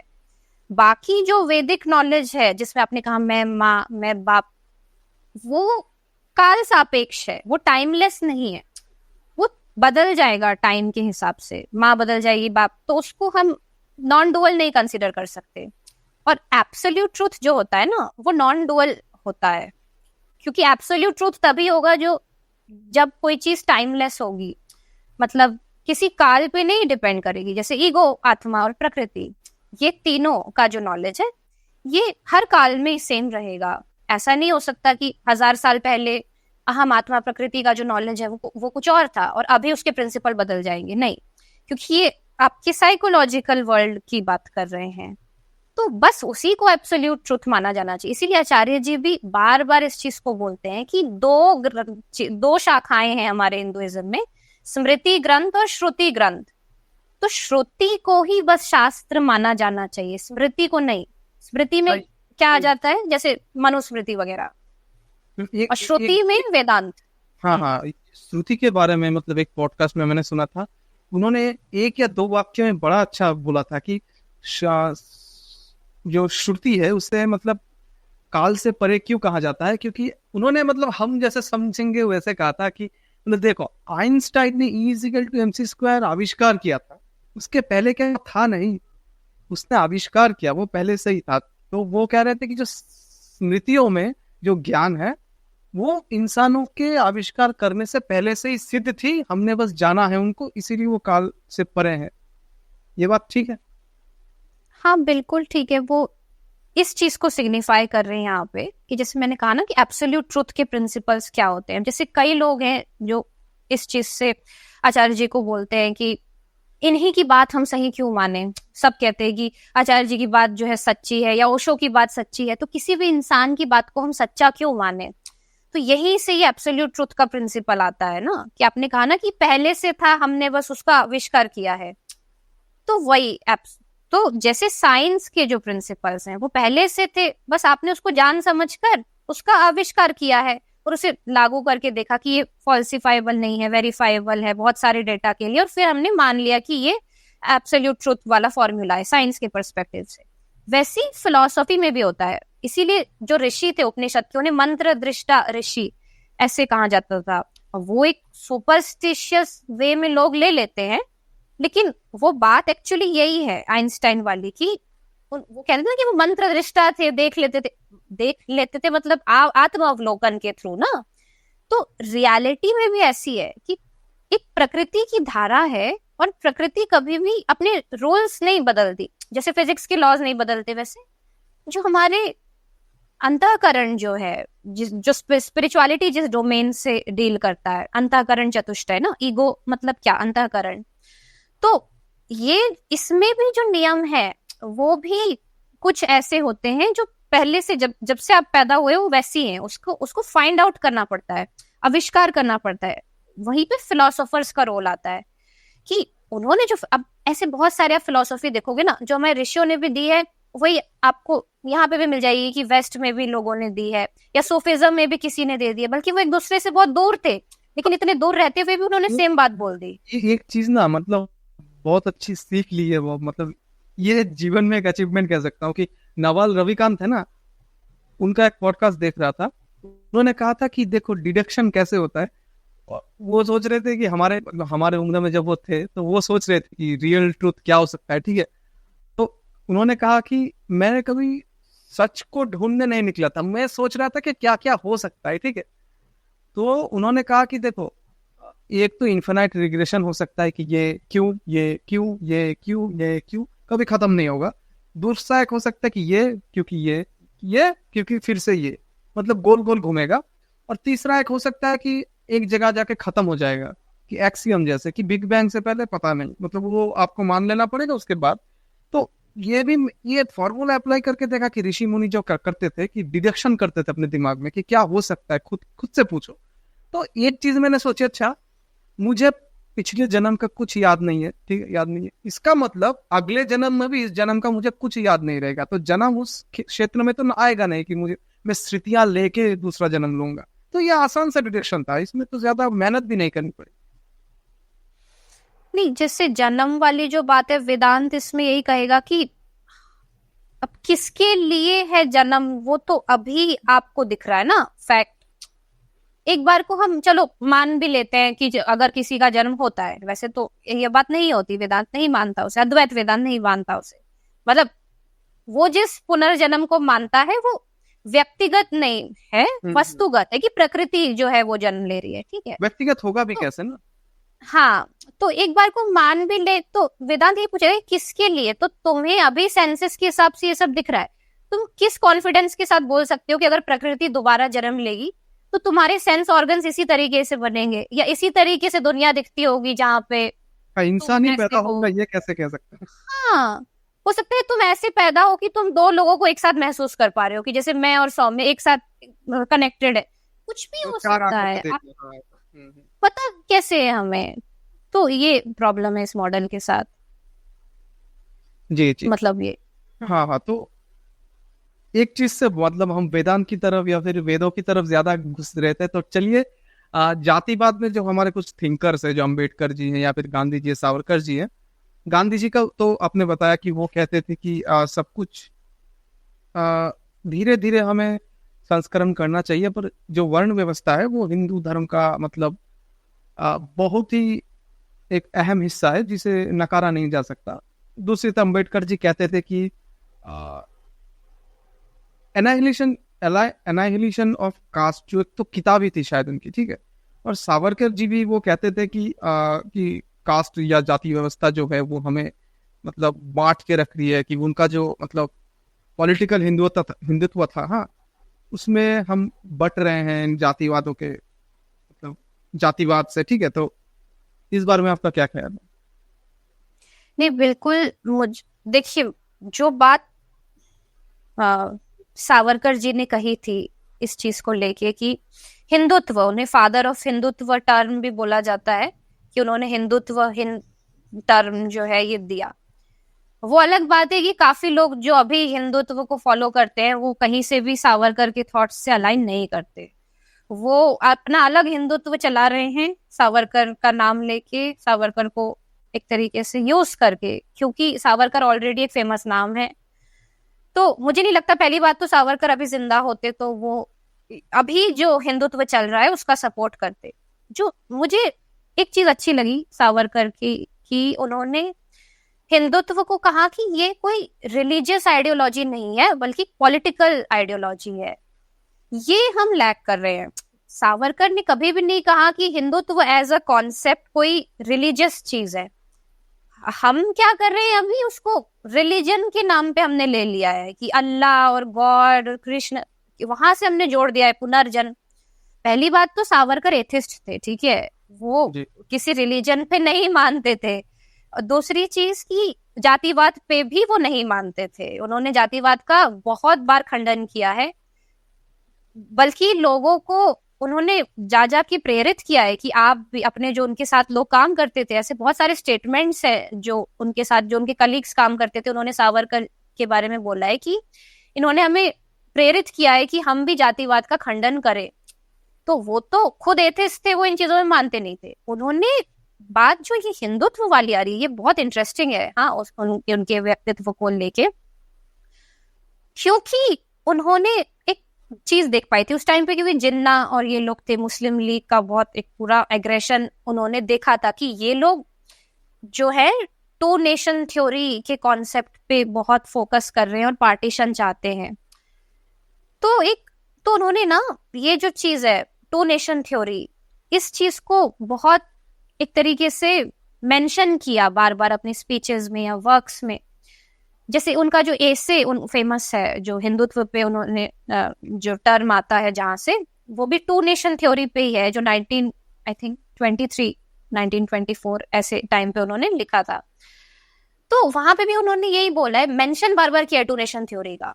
पर लोगों को क्या लगता है कि उन्होंने ये आइडिया प्रपोज किया है टू नेशन थ्योरी का। नहीं, टू नेशन थ्योरी का जो आइडिया है ये पहली बार एक ये पाकिस्तानी थे, आई थिंक इस्लामिक फिलोसोफर थे, जिन्होंने 1978 में दिया था, अहमद खान, सर अहमद खान, नहीं अहमद खान, नहीं रुकिए, सैयद अहमद खान सर, उनको सर कहा जाता था, ये मुझे सर सैयद अहमद खान ने 1978 में पहली बार टू नेशन थ्योरी प्रपोज करी थी। वो एक इस्लामिक फिलोसोफर भी माने जाते थे, और इस चीज को और सपोर्ट किया था उस टाइम पे एक बहुत फेमस पोएट ने, मोहम्मद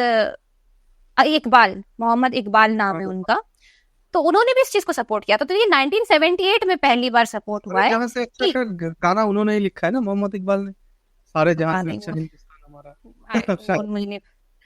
तो उनका था ऐसा कि नई जो इंडियन मुस्लिम्स है वो एक अलग होना चाहते हैं इंडिया से, और अपना एक मुस्लिम नेशन चाहते हैं आफ्टर डीकोलोनाइजेशन, मतलब वो ब्रिटिश से अलग होने के बाद अपना मुस्लिम नेशन चाहते हैं। तो वहां से वो आई है। सावरकर क्योंकि एक तरीके से देख पा रहे थे कि हाँ ये अलग चाहते हैं, तो वो पार्टीशन के फेवर में नहीं थे, पर उन्होंने बस क्या किया कि वो टर्म बार बार मेंशन किया, टू नेशन थ्योरी। इस वजह से लोगों को, जिनको ये सर अहमद के बारे में नहीं पता था, उन्होंने, बहुत लोगों ने, क्योंकि उस टाइम पे तो इतना डेटा और एआई तो था नहीं, तो एक बहुत बड़ा टाइम पीरियड रहा है जहाँ पे काफी लोगों ने ऐसा मान लिया कि सावरकर ने टू नेशन थ्योरी स्टार्ट करी, और उसके बाद 16 इयर्स बाद 1947 में जिन्ना ने उसको एग्जीक्यूट किया। ऐसे लोगों को लगता है, काफी जो हिंदुत्व को प्रमोट करते हैं, आरएसएस को प्रमोट करते हैं। सावरकर जी ने भी हिंदुत्व टर्म मतलब बनाया नहीं था, कोई और थे, वो हमारे जैसे बंगाली थे। अच्छा, एक बार लिख के देखता हूँ, याद नहीं आ रहा है बस। हाँ, चंद्रनाथ बसु, मतलब बांग्ला में कहते चंद्रनाथ बसु और हिंदी में उच्चारण करे तो चंद्रनाथ बासु या फिर ऐसा। ओके। हाँ, तो वही उनका, मुझे वही चीज बहुत अच्छा लगा सावरकर जी का, कि उन्होंने कहा कि हिंदुइज्म एक हिंदुत्व एक पॉलिटिकल आइडियोलॉजी है, ना कि रिलीजियस। तो पॉलिटिकल तो जस्टिफाई होती है कि भाई आप अगर, क्योंकि उस टाइम पे मुस्लिम्स अगर ये डिमांड कर रहे हैं, आप उनके नजरिए से सोचे ना कि उस टाइम का भारत जब सारे जो मुस्लिम लीडर्स हैं वो फोर्स कर रहे कि नहीं हमें अपना अलग लैंड चाहिए, और सावरकर इस चीज को देख रहे, तो वो बोलेंगे ना कि हाँ भाई हिंदुत्व, फिर एक जो है वर्ड आना चाहिए कि भाई हमारे जो हिंदू लोग जिस चीज को बिलोंग करते उनके लिए भी एक अलग लैंड हो। तो और वो चाहते थे, उनकी नियत अच्छी थी, इसीलिए उन्होंने उस चीज को रिलीजियस नहीं बताया, कि वो ये नहीं बोल रहे थे कि जन या रिलीजन के वजह से हिंदू राष्ट्र होना चाहिए।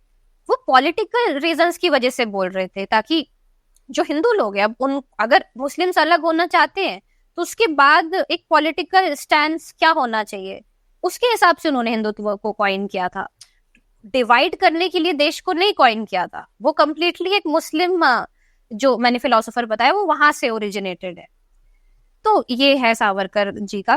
तो मुझे लगता है जातिवाद के तरफ जो उनका स्टैंड था, वो तो मैं उससे एग्री करती हूँ कि वो खुद भी खंडन करते थे जातिवाद का, वो तो है जी। और जहाँ से शुरू किया था, चलिए वहीं पे वापस जाते हैं कि जैसे कि आपको भी शायद पता होगा कि हम दोनों जैसे नदिया डिस्ट्रिक्ट से हैं, ठीक है। तो यहाँ पे एक स्यूडो धर्म है, ये धर्म होके भी नहीं है या फिर ना होके भी है, कि मतुआ लोगों के बारे में आपको पता है?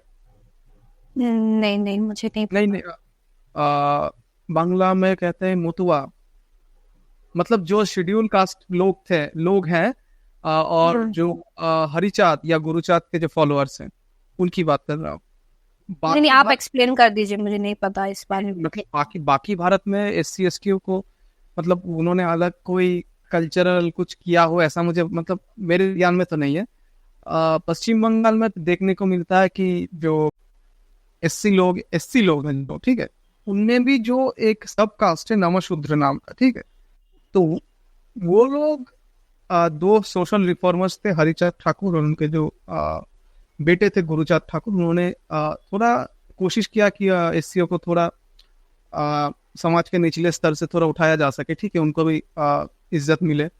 तो उनके फॉलोअर्स है और उन्होंने लगभग एक धर्म जैसा बना लिया है, मतलब हिंदू धर्म में ही है और उनके आधार कार्ड देखेंगे तो हिंदू ही लिखा हुआ है, पर वो कहते हैं कि हम मतुआ है। तो जैसे कि हमने आपने बोला कि 2 नेशन थ्योरी कैसे आया या फिर एक साथ नहीं रह सकते, तो ये जातिवाद क्या हमें उस ओर भी ढकेल सकता है? मतलब अभी तो उतना ज्यादा इंटेंस नहीं है जैसा हिंदू मुस्लिम था एक समय, ठीक है, मतलब क्या हो सकता है ऐसा? बिल्कुल हो सकता है। अगर हमारा जो वो है ना धर्म, हम ये मान लेंगे कि कहते हैं ना कि रिलीजन के नाम पे जाति जो हमारे दिमाग में घुस गई है। कुंडली हम क्यों मिलाते हैं शादियों में? क्योंकि वो ऑब्वियस सी बात है कि जब बात आती है खुद का पार्टनर चूज करने की या बच्चा पैदा करने की, तो हम अपने ही जाति में उस चीज को बढ़ाना चाहते हैं। तो जब तक वही बात है, धर्म या रियल स्पिरिचुअलिटी से हम नहीं कनेक्ट होंगे ना, कि हम सबका जो धर्म है वो आत्मा है। भारत का जो सबसे उच्चतम जो वर्ड दिया है ऋषियों ने उपनिषद की, वो आत्मा दिया है। कि वो जो बेस है, जो सोर्स है, जैसे श्री कृष्ण कहते थे कि सारी जो जातियां हैं वो आत्मा में ही, हम सब मुझ में ही स्थापित है, कोई फर्क नहीं है उनमें। तो जब तक हम रियल श्री कृष्ण के चीज को नहीं समझेंगे ना कि कोई जाति नहीं है, सब उसी में स्थापित है, पूरा वर्ल्ड ही आपका एक तरीके से, बस इंडिया भी नहीं, तो यही होगा जो आप कह रहे हैं कि जो आपको डर है ना कि जैसे इंडिया 2 नेशन में डिवाइड हुआ, धीरे धीरे फिर ये भी हो सकता है कि सिख जो खालिस्तान का पूरा चल ही रहा है कि वो अपना डिमांड करे, फिर यहाँ तमिलनाडु अपना डिमांड करे।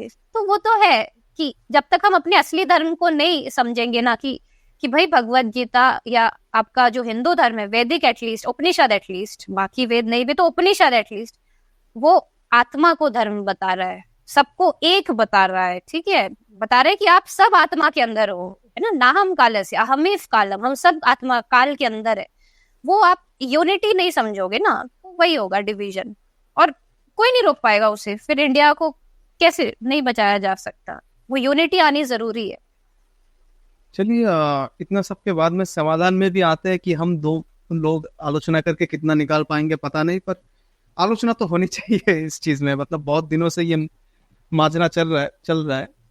तो जैसे कि अंबेडकर जी ने कहा था कि इंटरकास्ट मैरिज एक बहुत अच्छा सोल्यूशन है, कि धीरे धीरे जीन्स या फिर कल्चर इतना घुल मिल जाएंगे कि आखिर में हमें डिफरेंस भी पता नहीं चलेगा कि कौन किसका बच्चा है। पर कंफ्यूजन इसका सोल्यूशन हो सकता है कि हमें बस इतना पता नहीं है कौन किसका बच्चा है, इसीलिए डीएनए तो आजकल तो चलो, उस टाइम पे भले टेक्नोलॉजी नहीं होगी, अब तो डीएनए रिपोर्ट निकलते हैं। तो मुझे लगता है बिल्कुल अंबेडकर जी जो कह रहे हैं बिल्कुल वो चीज होनी चाहिए। अगर आप बिल्कुल तो रिलीजन ये, हाँ, ये बहुत अच्छा सोल्यूशन मुझे यहाँ से दिख रहा है कि जो हम कहते हैं ना कि रिलीजन एलिमिनेट कर दो, एथिस्ट बन जाओ सारे तो आप तरक्की कर सकते हो। नहीं नहीं, रिलीजन एलिमिनेट नहीं। जब तक ये जो फैमिली वाला जो जातिवाद चलता है ना कि इंटरकास्ट मैरिज, ये एलिमिनेट कर दो तो भले ही आप इंडिया को बचा सकते हो ज्यादा बेटर तरीके से। मैरिज एलिमिनेट नहीं, आपने गलत बोल दिया, इंटरकास्ट मैरिज एलिमिनेट नहीं, नहीं एलिमिनेट नहीं, सॉरी, इंटरकास्ट मैरिज नहीं, उसका उल्टा कि सेम जाति पे शादी करना, वो कह रही थी, हाँ मैंने उल्टा बोल दिया। तो हम क्या करते हैं ना, हम उल्टा करते हैं कि हम शादी तो अपनी जाति में अपनी मम्मी को पापा को पूछ के ही करते हैं, कुंडली मिला के ही करते हैं। चलो कुंडली मिला के नहीं भी करे, पर घर की खिलाफत करके हमें हिम्मत नहीं होती शादी करने की, वहां तो हम ये सब करते हैं। लेकिन एथिस्ट डिक्लेयर कर देते हैं खुद को कि भाई रिलीजन नहीं होना चाहिए, लेकिन मैं शादी तो अपनी मम्मी से पूछ के करूंगा। तो बिल्कुल अंबेडकर जी सही कह रहे हैं कि भाई रिलीजन तो आप वैसे भी उसको छोड़ दो, आप घर पे ही अगर इतना इंटरकास्ट मैरिज वगैरह अलाउ नहीं करोगे ना, तो आप ऑलरेडी जातिवाद कर रहे हो। फिर तो ये चीजें तभी एलिमिनेट होगी जब आप इंटरकास्ट मैरिजेस और अलाउ करोगे, लिव इन भी इनफैक्ट अलाउ करोगे। आपको हो सकता है लोगों को चुभे ये बात कि देखो ये लिव इन का सपोर्ट कर रहे हैं या इंटरकास्ट मैरिजेस का सपोर्ट कर रहे हैं, लेकिन वक्त के साथ चीजें नहीं बदली तो आप अपने देश का ही नुकसान कर रहे हो। एक युवा जो खुश हो सकता था, डिप्रेशन के बाहर रह के चीजें कर सकता था, आप उसे डिप्रेशन के अंदर धकेल रहे हो, उसे फ्रीडम नहीं दे रहे हो। देयर इज अ रीजन कि क्यों वेस्ट आगे है, क्योंकि वेस्ट में जो फैमिली है ना, वहां पे जातिवाद नहीं होता बहुत ज्यादा। उनका ऐसे नहीं होता कि इस गोत्र में शादी करनी है, इधर ही शादी करनी है, नहीं, कहाँ होता है। रंग का होता है ना, रंग का होता है। सेंसरशिप हो जाएगा, कोई शब्द इस्तेमाल मत कीजिए, रंग का होता है। रंग का तो होता है, बट आई थिंक ये गोत्र और कुंडली मिलाना एटलीस्ट इतना तो चलो इंडिया में ज्यादा होता है, ये मैं कहूंगी कंपैरेटिवली। तो ये तो अच्छा आइडिया है अंबेडकर जी का, मुझे लगता है सपोर्ट करूंगी इस चीज को। हाँ, एक दूसरा एक सोल्यूशन कुछ लोग बताते हैं कि अबोलिशन ऑफ सरनेम्स, कि जो पदवियां होते हैं या फिर जो हमारा दूसरा नाम होता है, ठीक है, आपका भौमिक है, मेरा विश्वास है, ठीक है, इनको अगर धीरे धीरे हटाया जाए तो शायद कुछ हो सकता है। देखो एट द एंड तो यही सब हटा के होगा, रिलीजन हटा के नास्तिक बनने से नहीं होगा वो। हाँ, आपकी अलग मान्यता हो सकती है कि आप नास्तिक है क्योंकि आपने रियलिटी को वैसे समझा है, या आप आस्तिक है क्योंकि आपने रियलिटी को वैसे समझा है, मान्यता अलग चीज है। लेकिन ये तर्क देना कि रिलीजन एलिमिनेट करने से सब चीज ठीक हो जाएगी, ये तो मैं नहीं मानती। एलिमिनेट ये छोटी छोटी चीजें करके भले ठीक हो सकती है, जो आपने कहा ये मुझे बहुत अच्छा लगा कि surname eliminate, surname nice idea. South India में तो शायद आजकल होता भी नहीं है, अपना नाम अपने पिता का नाम, मतलब ऐसे ही लगा देते, तो मेरा बच्चा भी अपना नाम मेरा नाम, तो ऐसा हो जाएगा कि मतलब ऐसे कोई सरनेम है नहीं, बस पिता का नाम या माता का नाम या शहर का नाम, गांव का नाम, ऐसे वो लगा देते अपने नाम के आगे पीछे। हाँ बिल्कुल, मेरे को तो लगता है श्री कृष्ण भी होते तो वो यही बोलते कि सब कुछ तो आत्मा में ही स्थापित है, तो ये सबको सेम कर दो, क्या फर्क पड़ता है किसी का कुछ भी सरनेम हो, सब तो आत्मा के अंदर ही स्थित है एट द एंड। आर्य समाजी लोग तो शायद यही करते हैं बहुत सालों से, वो सरनेम रखते नहीं। वैसे विकास दिव्य कीर्ति जो नाम है ना, दिव्य कीर्ति उनका कोई सरनेम नहीं है, बस पिता ने सोचा कि विकास के साथ क्या अच्छा लगेगा तो दिव्य कीर्ति भी देता है। वो मैंने उनका एक वीडियो देखा था विकास दिव्य कीर्ति जी का, वो सोशियोलॉजी के स्टूडेंट है आई थिंक ना। हाँ, सोशियोलॉजी उन्होंने नहीं, सोशियोलॉजी ने, हाँ सोशियोलॉजी में उन्होंने बस अपनी जो यूपीएससी की जो परीक्षा थी उसमें ऑप्शनल सोशियोलॉजी लिया था, तो वो पढ़े हैं वो विषय। तो मेरे ख्याल से उनसे किसी ने पूछा था कि ये लिव इन और परिवारवाद को लेके, आई थिंक न्यूक्लियर फैमिली को लेके पूछा था कि क्या आगे जाके लोग जैसे न्यूक्लियर फैमिली में अभी रहना शुरू कर दिए, जॉइंट फैमिली का सिस्टम खत्म हो गया, तो क्या आगे जाके ऐसे होगा कि लोग शादी ही नहीं करेंगे। तो उन्होंने बोला था कि हाँ, कि ये चीज होगी, हो सकता है 1000 साल बाद हो, 2000 साल बाद हो, या ऐसा भी हो सकता है कि आपको लोग दिखाई देगी कि बहुत सारे लोगों में से किसी एक ने शादी की है, या हो सकता है आपके दूर का कोई हो जिसने शादी किया, आसपास के बहुत लोग हो जो शादी करे ही ना।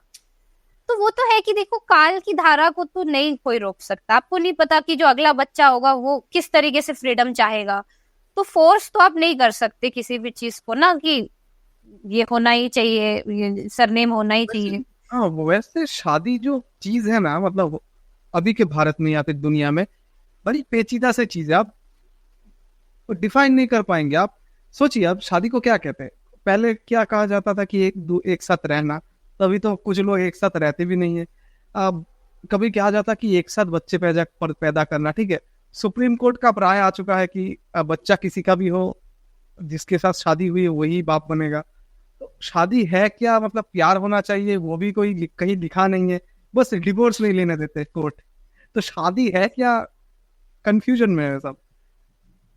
हाँ मतलब यही चीज विकास दिव्य कीर्ति जी ने भी बताई थी उस वीडियो में ना, ये पॉइंट मुझे मतलब वो याद आ रहा है। उन्होंने बोला था कि एक तरीके से समाज व्यवस्था जो है वो वैसी चली, तो लोगों ने फैमिलीज बना दिए, क्योंकि एक गांव है तो वहां सबको साथ रहना है, तो वो उन्होंने वही बताया था कि मैं एक सोशियोलॉजी का स्टूडेंट हूँ, तो ये सब वही से आ रहा है कि एक सर्वाइवल है। और पहले तो ऐसा था भी नहीं, काफी हजारों साल तक ऐसा भी रहा है कि बिना शादी के रहे हैं ह्यूमन बींग्स।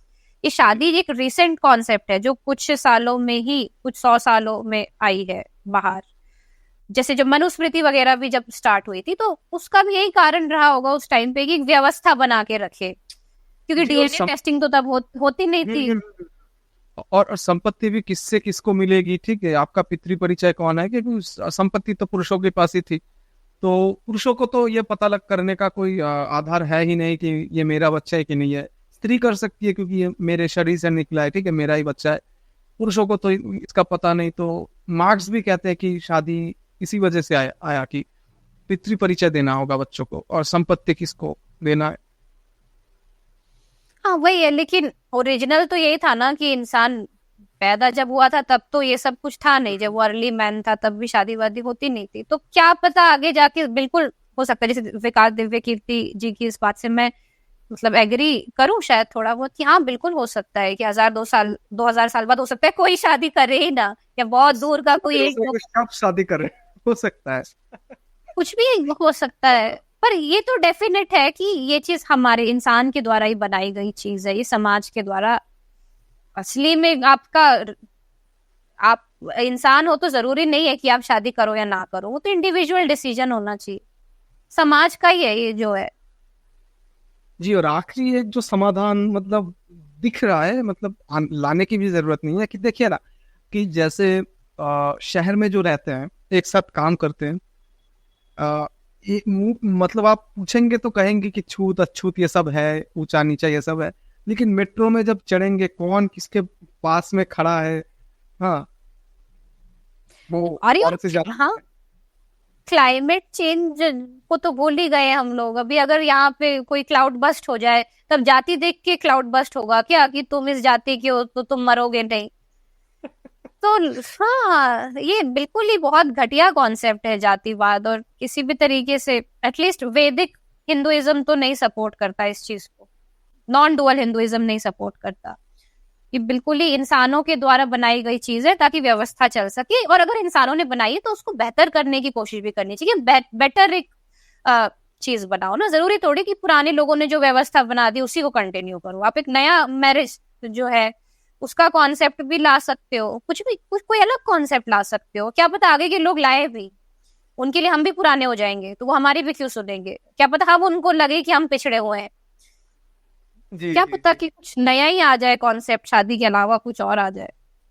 शादी का तो पता नहीं, पर पॉडकास्ट खत्म करने से पहले ये जरूर बताना चाहूंगी सभी को कि नवल रविकांत ने एक चीज कही कि हम जो ये अत्याचार कर रहे हैं, जो मतलब शब्द नहीं कह सकता, सेंसर हो जाएगा, जनमंस ने यहूदियों के साथ जो किया था वो चीज हम जो पशुओं के साथ कर रहे हैं, उनको भर भर के उनको एक बार में मार देना एक बात है, मैं उसके कोई पक्ष विपक्ष में नहीं हूँ, एक बार में किसी को मार दिया जाए ठीक है एक बार में, पर ये महीनों तक सालों तक उनको हम पिंजरों में बंद करके दवाइयां दे के मतलब मुर्गियों के तो शायद वजन इतनी जल्दी बढ़ता है कि हमारे दवाइयों की वजह से कि उनके हड्डियां भी टूट जाती हैं, वैसे ही पड़े रहते हैं। और B12 का जो बहाना देते हैं ये लोग ना, सबसे जो मेजर बहाना है वीगनिज्म को जो मिलता है कि मैं वीगन हूं तो कि B12 मिलता है जानवरों से। अरे बहुत लोगों को ये भी नहीं पता कि जैसे मेरा एक फ्रेंड है, उसके साथ पॉडकास्ट किया था, voice of vegans, Shivam Nandi, आपके साथ उनका हुआ था पॉडकास्ट। उन्होंने मुझे बताया था उस पॉडकास्ट में कि वो खुद ग्राउंड रिपोर्ट उन्होंने देखी है, जाके शूट किया है कि B12 के इंजेक्शन जानवरों को दिए जाते हैं ताकि उनके अंदर B12 घुसाया जा सके, और फिर उसको हम खाते हैं तो हमें लगता है हमें B12 मिल रहा है। तो ऐसे आप क्या कर रहे हो आपको, और तो कैंसर के भी फिर इसीलिए कारण होते हैं ना कि जो नॉनवेज खाते हैं लोग उनको कैंसर होने के चांसेस ज्यादा होते हैं। तो आप जितना उस चीज को पॉल्यूटेड करते जाओगे फैक्ट्री बना के इंजेक्शन और ये सब डाल के, तो आप ही को नुकसान होगा ना। आपको क्या लग रहा है आपको बहुत प्रोटीन विटामिन मिलेगा, B12 मिलेगा, फिर कैंसर केसेस क्यों बढ़ रहे हैं ना। तो वही बात है कि वो नुकसान आप ही को कर रहा है, ऐसा नहीं है कि आप जानवरों को ऐसे कैद करके रख रहे हो तो आप बहुत हेल्दी हो गए हो। एक तो सबकॉन्शियस लेवल पे आपको गिल्ट एक्यूमुलेट हो रहा है, आप दुख बढ़ रहा है, वो हम उस चीज को हम पता भी नहीं कर सकते कि आप भले ही आप है ना आप देख रहे हो आप खा लिए, लेकिन वो गिल्ट तो रहेगा ना, वो नहीं जाता, वो सबकॉन्शियसली स्टोर हो जाता है। तो लोग जो ये कर रहे हैं वो ऑब्वियसली और क्लाइमेट के लिए भी नुकसानदायक है ही, और वो उनको भी कोई छोड़ नहीं देगा, उनका ऊपर भी जो प्रभाव पड़ेगा वो भी खतरनाक ही होगा, क्योंकि at the end it's all connected. जैसे जिदो कृष्ण मूर्ति का कॉन्सेप्ट है कि कॉन्शियसनेस इज कनेक्टेड, या श्री कृष्ण का कॉन्सेप्ट है या उपनिषद का है कि आत्मा में सब है, तो अगर सब कनेक्टेड है तो आप उनके साथ ऐसे करोगे तो फिर प्रकृति में भी उस कार्बन एमिशन होगा, आप पे भी उस चीज का नुकसान पड़ेगा। तो बैलेंस तो आपको लाना पड़ेगा, आप बच नहीं जाओगे उस चीज से। जैसे एक और चीज मैं इसमें ऐड करना चाहूंगी, जैसे मेरा तर्क हो रहा था उस दिन, रेशनल मिश्रा करके चैनल है उनसे, वो कह रहे थे कि तर्क तो क्या, वो अपना पॉइंट ऑफ व्यू दे रहे थे कि अब होता है अगर क्लाइमेट चेंज तो होने दो ना, क्या फर्क पड़ता है। उन्होंने लिटरली ये कहा कि ग्लेशियर्स पिघल रहे हैं तो पिघलने दो। तो मैं वही सोच रही थी, मैंने बाद में इस चीज को सोचा बहुत देर तक पॉडकास्ट के बाद भी, कि इनको क्या लग रहा है कि ग्लेशियर्स पिघलेंगे तो आप बच जाओगे, आप नहीं भी बचो तो क्या पता आप किसी टाइम पे फिर ऐसी जगह पे हो वहीं पे ग्लेशियर का पानी पिघल के आ रहा हो, या आपका कोई फैमिली मेंबर हो। ये बात में ना एक चीज ऐड करना चाहूंगा कि हम कोलकाता के निवासी हैं, ठीक है, अगर मतलब सी लेवल बढ़ेगा तो कोलकाता पहले डूबेगा, तो दिल्ली वालों को कोई चिंता नहीं है क्या? दिल्ली 2 दिन बाद में डूबेगी। नहीं, दिल्ली के नीचे अर्थक्वेक जो आते हैं वो बच जाएंगे। जो अर्थक्वेक की पूरी प्लेट है जो दिल्ली के नीचे से, एक बहुत टेक्टोनिक प्लेट्स हिलते रहते हैं उधर के। तो ये बोल देना कि क्लाइमेट चेंज हो तो हमें क्या फर्क पड़ता है। आपको पता है वीगनिज्म इसीलिए भी जरूरी है क्योंकि एक बहुत बड़ा कारण है कार्बन एमिशन का, फॉसिल फ्यूल्स के बाद जो इस पे आता है, मांसाहार की वजह से जो होता है कि इतने बड़े लेवल पे। वो बात अलग थी कि आप शिकार करके खा रहे हो, कहीं कोई मर गया, वो अलग बात है कि जंगल में जो पहले हम सर्वाइवल के लिए शिकार करते थे, लेकिन अब क्योंकि हमने पूरी फैक्ट्री में इतने सारे जानवरों को रखना शुरू कर दिया है, तो उसका जो इम्पैक्ट पड़ रहा है क्लाइमेट पे वो भी आपको देख, तो उससे आप कैसे बच जाओगे ना। इतने सारे जानवरों का जो एक्सक्रीटा वगैरह, उससे मीथेन रिलीज होती है जो कार्बन डाइऑक्साइड से भी खतरनाक है। फिर उनको स्टोर करने के लिए जंगल अलग काटे जाते हैं, जो बीफ वगैरह है प्रोड्यूस करने के लिए, कि उनका घास और उसको हम जो है खिला पिला के मोटा कर सके बकरे को या बीफ को, बड़े जानवरों को, उसके लिए जंगल काटे जाते हैं। तो वो डेटा आप देखोगे तो डेटा सीधा सीधा बताता है कि क्लाइमेट चेंज में इसका है वही मांसाहार एक बहुत बड़ा रीजन है। तो ये बोल देना, आप खुद को ऐसे तो बहुत रेशनल और साइंटिफिक बताते हो, लेकिन अगर आप ये बोल रहे हो कि क्लाइमेट चेंज इस वजह से, क्लाइमेट चेंज हो तो हो, मुझे क्या फर्क पड़ रहा है। आप अर्थ के बाहर कहीं प्लूटो में रहते हो क्या? अर्थ में अगर क्लाइमेट चेंज होगा तो आप पे फर्क नहीं पड़ेगा। तो ये मैं समझ नहीं पाती कैसे। नहीं, ये पार्ट में अपलोड नहीं कर सकता, पर एक चीज बता सकता हूँ, वो थोड़ी इंडिविजुअलिस्टिक है। मतलब उन्होंने जीवन में बहुत ठोकर खाए हैं, मैंने उनके वीडियोस देखे ना, उनके साथ पॉडकास्ट भी करना मतलब करने जा रहा हूँ। नाम एडिट कर दीजिएगा, मेरा कॉन्सेप्ट रख दीजिएगा, चाहिए तो देख लो। नहीं, मैंने जो ये बताया ये नहीं दूंगा कि उन्होंने बहुत ठोकर खाए है ना जिंदगी में, इसीलिए थोड़ा शायद दूसरों के प्रति, प्रकृति के प्रति, समाज के प्रति थोड़ा तो मतलब खौफ है अंदर, जो मतलब निकल के आ समझ नहीं, वो तो मैं समझ रही हूँ, वही है। इसीलिए स्पिरिचुअलिटी जरूरी है। 100 में मैं ये इसलिए नहीं बोल रही कि मेरे को कोई पैसे कमाने हैं। लोग मुझे बहुत क्रिटिसाइज करते हैं आजकल, उनको लगता है मैं अद्वैत वेदांत की प्रचार इसलिए करती हूँ मेरे को पैसे मिलते हैं। वो बात नहीं है बाबा। रिलीजन जरूरी, रिलीजन इसलिए नहीं एलिमिनेट कर सकते क्योंकि स्पिरिचुअलिटी वो आखिरी रास्ता है जिससे क्लाइमेट चेंज को रोका जा सकता है। क्लाइमेट चेंज कोई होक्स नहीं है, इट्स रियल। सही, अगर वो सही में हो रहा है और उसे बचाया जा सकता है, तो आप जब तक चीज ठीक है, आपके साथ लाइफ ने कितना भी बुरा किया हो, लेकिन आगे की जिंदगी आप बचाना नहीं चाहोगे अपने बच्चों की। आप क्यों चाहोगे कि आपका बच्चा ऐसे माहौल में बड़ा हो जहाँ पे सारी पृथ्वी बर्बाद हो रही हो? तो आपके साथ बुरा हुआ तो क्या आप बच्चे के साथ भी बुरा करने के लिए उसको छोड़ दोगे? जस्टिफाई नहीं, मतलब बता रहा था कि वो इसीलिए करते हैं। हाँ, नहीं ठीक है, अपना अपना राय है सबका। वही बात है, हम सच बोलना तो नहीं छोड़ सकते। अगर वो पक्ष रहेगा जो क्लाइमेट चेंज को अपोज कर रहा है, तो वो पक्ष भी रहेगा जो उसके सपोर्ट में काम करेगा। At the end it's choice कि आप क्या चुनते हो। तो आप किसी को ये नहीं बोल सकते कि तुम क्लाइमेट चेंज के पक्ष में क्यों बात कर रहे हो। वो इसलिए बात कर रहा है क्योंकि उसे चुना है बात करना। आपको नहीं चुनना, मत चुनो। आप उसे रोक नहीं सकते, दूसरा पक्ष तो रहेगा क्योंकि वो डेटा बोल रहा है ना। बात जब फैक्ट्स की आती है तो पक्ष तो बनेंगे। देखो, फैक्ट नहीं होता तो कोई बात नहीं करता। चलिए, मतलब इस विषय में बाद में एक विस्तार में एपिसोड कर सकते हैं। तो रिजर्वेशन के बारे में जितना हम कह सकते थे दोनों मिलके हमने कहा, ठीक है। तो कुछ सजेशंस हो तो वो आप कमेंट्स में लिख सकते हैं। मेघना जी, आखिर में कोई एंड नोट?